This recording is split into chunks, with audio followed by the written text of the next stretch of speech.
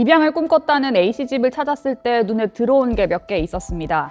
집안 바닥에 깔린 매트, 거실 한편에 붙어있던 키재기용 자였습니다. 풍으로 와서 신나게 뛰어다닐지 모를 아이를 위해 깔아둔 소음 방지 매트였고 하루하루 커가는 시간을 기록할 아이 키재기용 자였습니다. 그렇게 간절해 보였던 A씨는 어느덧 2년 가까이가 돼버린 입양 절차를 떠올리며 포기하고 싶은 마음이 든다고 했습니다. 이유가 뭘까요? 지난해 7월 우리나라 입양 절차에 큰 변화가 생겼습니다. 바로 공적 체계 전환입니다. 이름을 많이 들어보셨을 홀트 아동복지회 같은 민간 입양기관이 아니라 국가와 지방자치단체가 입양 절차 전반을 책임지고 수행하는 체계를 만들겠다는 거였습니다.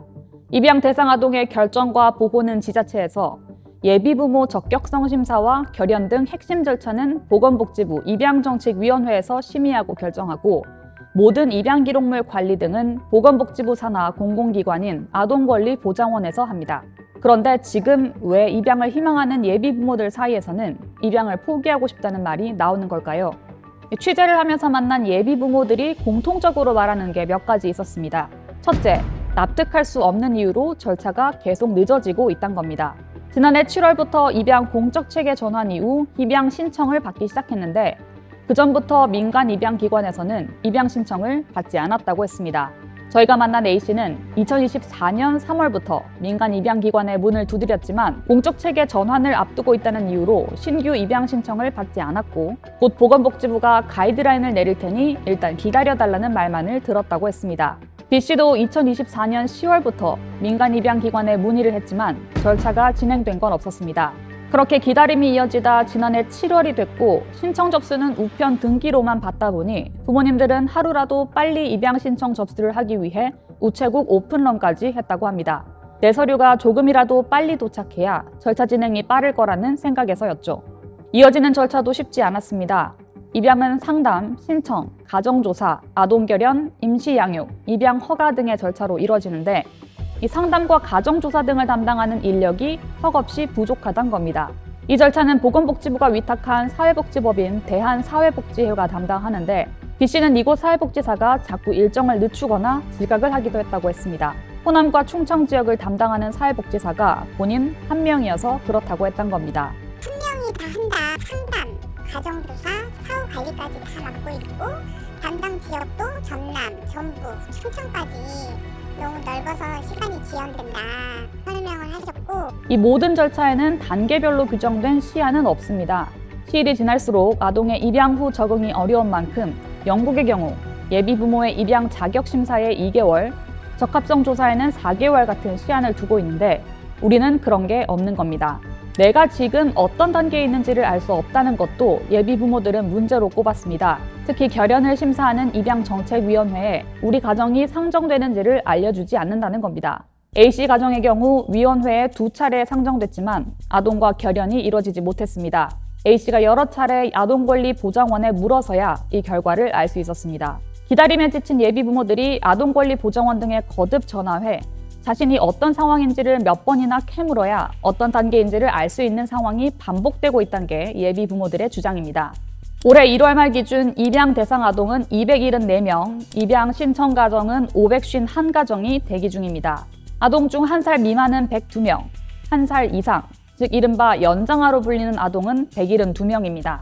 지난해 7월 공적체계 전환 이후 입양 절차를 시작해 아동이 가정에 인도된 사례는 지금까지 없습니다. 보건복지부는 공적체계 전환 이전부터 절차를 밟아오다 지난해 7월 이후 가정에 인도된 사례는 54명 있다고 했는데 지난 2022년부터 3년 동안 연평균 162명의 입양이 허가된 것에 비하면 이 역시 과거에 준하는 수치라고 보기는 어렵습니다. 예비부모는 호소합니다. 어떤 단계인지도 알지 못한 채 행정적인 이유로 절차가 늦어지는 사이 예비부모들도 아이들도 나이가 들어가고 있다는 겁니다.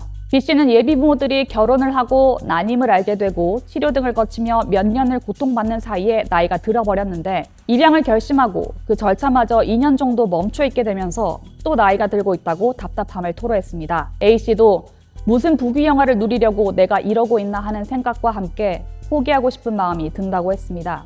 지지부진한 이 과정을 겪으면서 무슨 부귀영화를 누리겠다고 이러나라는 포기하고 싶은 마음.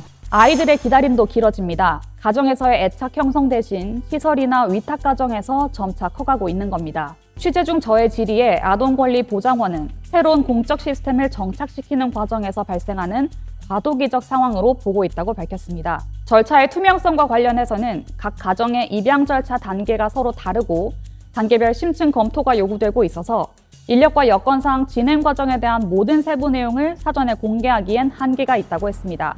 그러면서도 3, 4월 내에 시스템을 개발해서 예비 부모들이 단계별로 진행 사항을 확인할 수 있도록 준비하고 있다고 했습니다.